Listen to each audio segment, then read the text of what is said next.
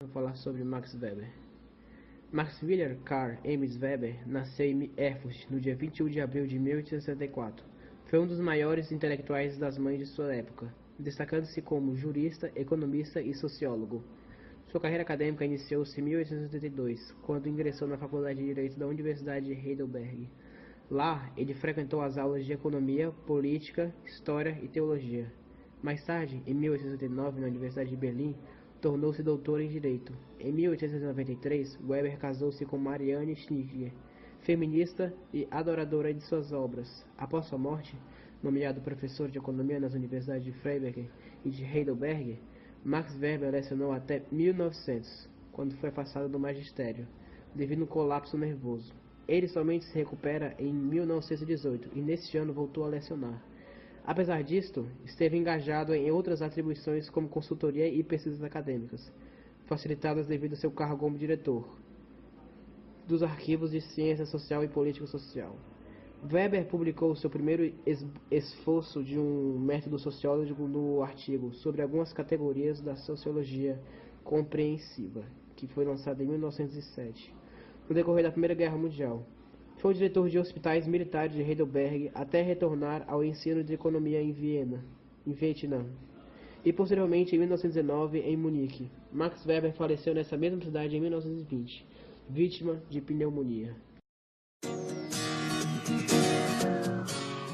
Boa tarde, meu nome é Pedro Henrique e eu vou falar um pouco sobre Max Weber.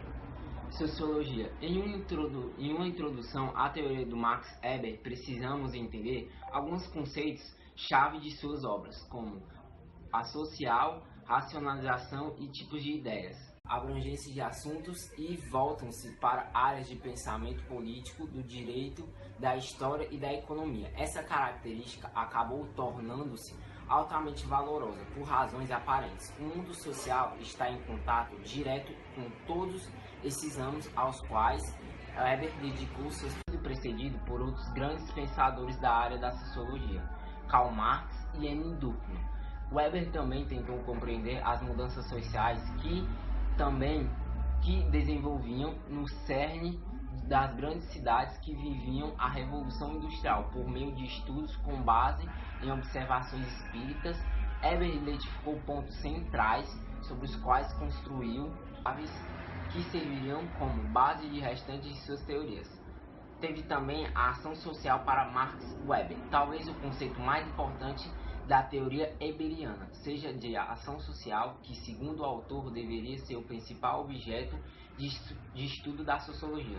Weber estava mais preocupado com os aspectos mais próximos ao indivíduo, justamente por acreditar que não era apenas a estrutura das instituições ou a situação econômica do sujeito que motivaria suas ações. Para Weber, as ideias, as crenças e os valores eram os principais catalisadores das mudanças sociais. Ele acreditava que os indivíduos dispunham de liberdade para agir e modificar sua realidade. A ação social seria, portanto, qualquer ação que possuísse um sentido e uma finalidade determinados por seu autor. Em outras palavras, uma ação social constitui-se como ação a partir da intenção de seu autor em relação à resposta que deseja do seu interlocutor. As relações humanas e, por sua vez, as ações que estão inseridas no contexto dessas relações possuem sentido graças aos seus autores. Graças a seus atores, para que se compreenda o processo de comunicação e de interação social. É necessário que se compreenda o sentido das ações que ali existem e, ainda mais importante, o objeto do autor de ação em seu esforço comunicativo. Para melhor clarificar a explicação, podemos exemplificar com a ação de um aperto de mãos que genericamente pode conter uma infinidade de significados. No entanto, o autor da ação, ao realizá-la, pretende que seu interlocutor aprenda o sentido que desejou incutir em seu ato, e não apenas ele entenda o sentido genérico do ato de apertar as mãos.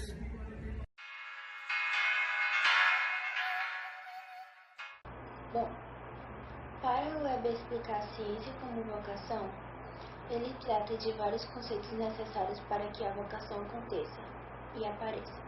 No começo do seu texto, ele apresenta um quadro comparativo entre a profissão de cientista na Alemanha e nos Estados Unidos. Nos Estados Unidos, quando uma jovem inicia sua carreira de cientista, ele recebe um modesto ordenado fixo.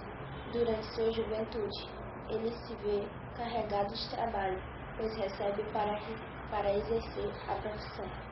Ele pode, portanto, ser despedido a qualquer momento. Para que isso não aconteça, o jovem cientista americano deve corresponder às expectativas da sua instituição. E essas expectativas se resumem em apenas uma regra: sala cheia. Só assim ele permanece no cargo. A política como a vocação. A política como vocação foi uma conferência proferida pelo economista e sociólogo alemão Max Weber a estudantes da Universidade de Munique em janeiro de 1919 e publicada em outubro deste mesmo ano. Neste texto, Max Weber apresenta uma definição do conceito de Estado que se tornou referência para o pensamento político ocidental, influenciando o direito, a sociologia e as ciências políticas e as teorias sobre as relações internacionais. Segundo o autor, o Estado se caracteriza pelo exercício do monopólio legítimo da violência sobre um determinado território. As formas de legitimação do poder são um componente importante da obra de Max Weber, tipo como um dos 3 autores fundamentais da sociologia como disciplina ao lado de Emile Durkheim e Karl Max Weber. Weber compreende como política qualquer tipo de liderança independente em ação, por se tratar de um termo que abarca uma grande gama de relações humanas. Para fins de sua palestra, limita o uso do termo ao tipo de liderança exercida pelas associações políticas e, mais recentemente, pelo Estado. Oi, gente, meu nome é Jéssica e eu vou falar sobre a ética protestante e o espírito capitalista e também sobre a economia e sociedade. Eu vou começar sobre a ética protestante e o espírito capitalista, certo? A ética protestante e o espírito do capitalismo, ensaio clássico de Max Weber, 1864 e 1920, sobre a ética puritana e a cultura capitalista moderna. Foi publicado nos anos de 1904 e 1905 na revista alemã. Uma segunda versão apareceria em 1920, ampliada e revista pelo próprio autor, que adicionou passagens ao ensaio, aprimorou conceitos e formulou outros, como os de desencantamento do mundo e ação racional. Fez ajustes terminológicos e incluiu numerosas notas de rodapé. Esta edição reúne num só texto as 2 versões do livro de Weber, o ensaio original de 1904 e os acréscimos de 1920. A identidade dos 2 textos é preservada. As passagens da segunda versão são destacadas entre colchetes, permitindo uma nova leitura àqueles que já conhecem o estudo e uma leitura completa aos que têm o primeiro contato com ele. A nova tradução, feita do alemão, promove, assim, a retomada crítica da versão original ao aliá-la.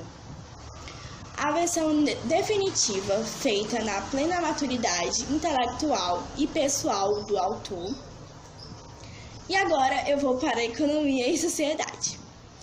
O livro Economia e Sociedade é um tratado de sociologia geral que tem o objetivo de tornar claras as diferenças formadas de economia, direito, dominação e de religião, inserindo as num único sistema conceitual. Propõe-se a pôr em evidência e originalidade da civilização ocidental, comparativamente às outras civilizações.